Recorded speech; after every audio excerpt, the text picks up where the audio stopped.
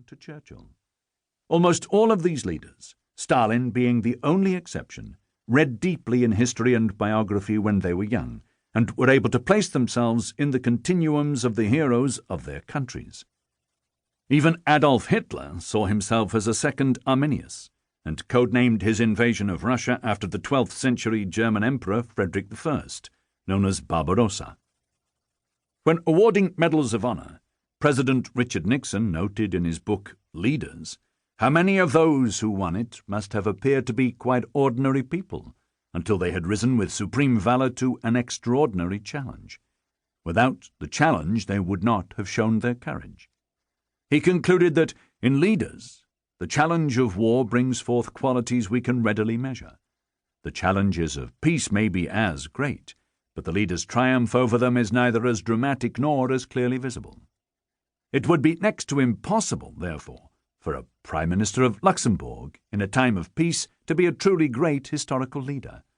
That might be a doleful comment on the human condition, but it is so.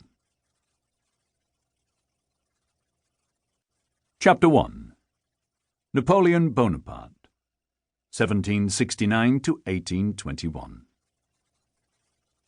On Thursday, June 13th, 1793, a slim 23-year-old artillery lieutenant stepped ashore at the port of Toulon in the south of France, having escaped from a political maelstrom on his homeland island of Corsica.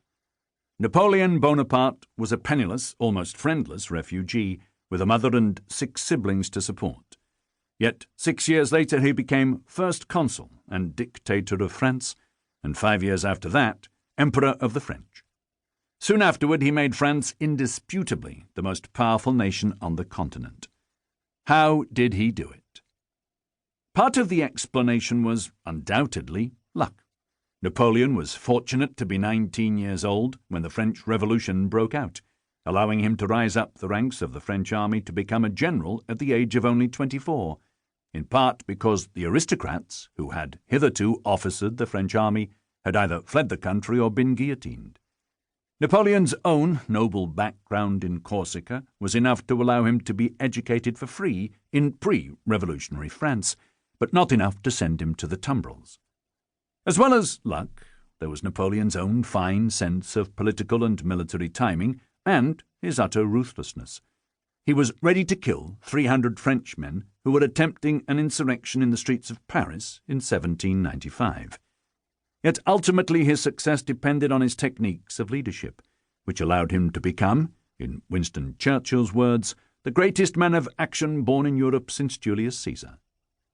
That reference to Caesar was apposite, because Napoleon's leadership techniques were carefully copied from his heroes of the ancient world.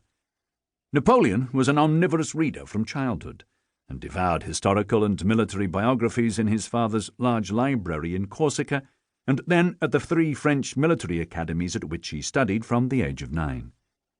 He came to see himself as a direct descendant, at least in terms of European imperial leadership, of Julius Caesar and Alexander the Great.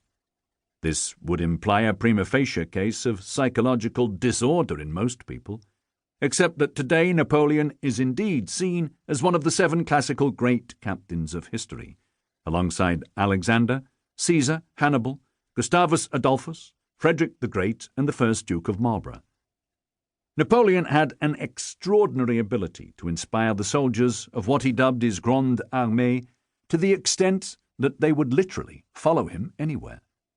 This would eventually include across the sands of Egyptian deserts, into almost every capital city of Europe, and through Russia's frozen wastelands.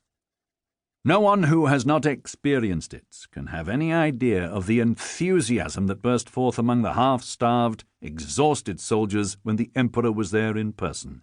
A French sergeant recalled of the Battle of Leipzig in 1813. If all were demoralized and he appeared, his presence was like an electric shock. All shouted "Vive l'Empereur!" and everyone charged blindly into the fire.